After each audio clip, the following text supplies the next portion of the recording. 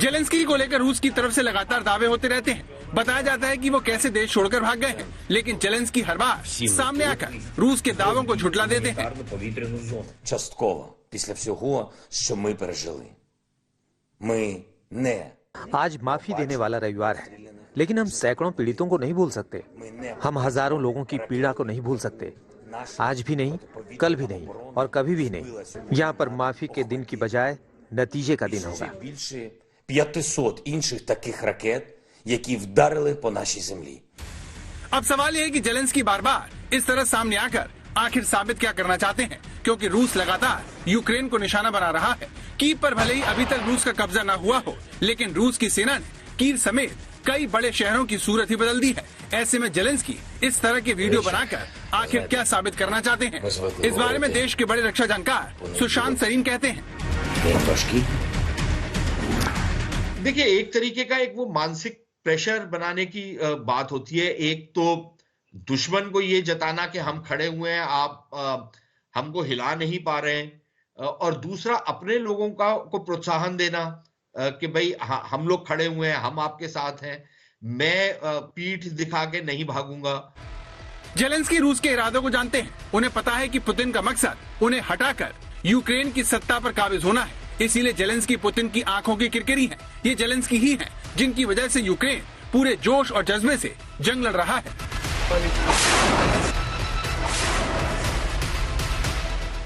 ये रहा उसका सबूत। ये यूक्रेन का खेरसन है, जहां पर रूसी सैनिकों के खिलाफ जनता का आक्रोश फूट पड़ा है। हजारों लोग यहां पर रूसी सैनिकों से उलझते दिखे। आखिर में जनता को भगाने के लिए रूस की सेना को हवाई फायरिंग करनी पड़ी। यूक्रेन का यही जज्बा रूस के लिए सिरदर्द बना हुआ है। अगर वो आम लोगों को मारती है तो दुनिया में उसके खिलाफ गुस्सा और बढ़ेगा, और फिलहाल वो यूक्रेन के लोगों को डराने में नाकाम साबित होती दिख रही है।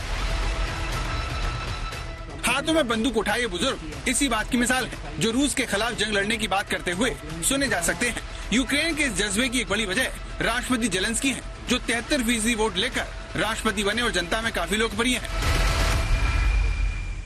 सुशांत सरीन के मुताबिक जेलेंस्की की यही लोकप्रियता रूस के लिए नासूर बनती जा रही है।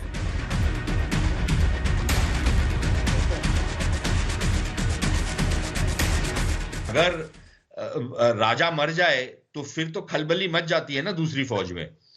तो पहली बात तो ये है कि राजा जिंदा है। वो सारी के सारा जो वो कर रहे हैं वो सोच समझ कर रहे हैं, और वो एक लिहाज से रूस के लिए एक नासूर बन चुके हैं, क्योंकि रूस की जो सारी की सारी रणनीति है उसका एक उद्देश्य ये है कि जेलेंस्की की हुकूमत को हटा दिया जाए और जेलेंस्की को अगर जरूरत पड़े तो खत्म कर दिया जाए। स्थिति बहुत ज्यादा पेचीदा है।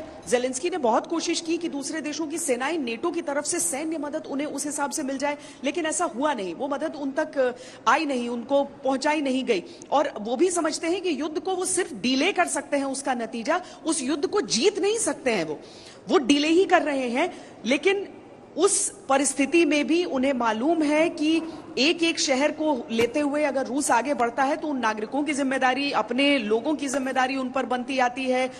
उनको किस तरीके से वो अपने गढ़ को बचाए रखेंगे, वो जिम्मेदारी उन पर आती जाती है। कीव का जो पूरा का पूरा शहर है, उसकी घेराबंदी, शिकंजा, रूस का कसता हुआ, उन सारी चीजों के बीच जेलेंस्की भी समझते हैं कि he is running out of option. Afghanistan में रूस को फौज भेजना उसे काफी महंगा पड़ा था। कई विशेषज्ञों ने इसे रूस के टूटने की वजह भी बताया। अब रूस एक बार फिर एक देश पर कब्जा करने की कोशिश कर रहा है। उसकी प्रतिबंधों से इकोनॉमी हिली हुई है। ऐसे में यूक्रेन को काबू में रखने की उसकी कोशिश महंगी पड़ सकती है।